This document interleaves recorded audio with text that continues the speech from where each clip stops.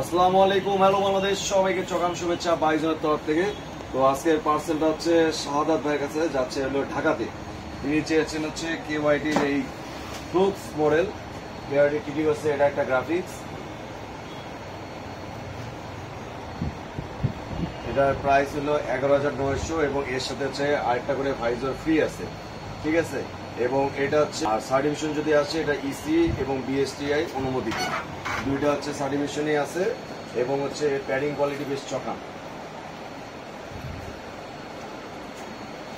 তো এটার প্রাইস হলো 11,900 এবং এটা নিচ্ছে শাহাদাত ভাইয়া, নিচ্ছে হচ্ছে ঢাকা থেকে।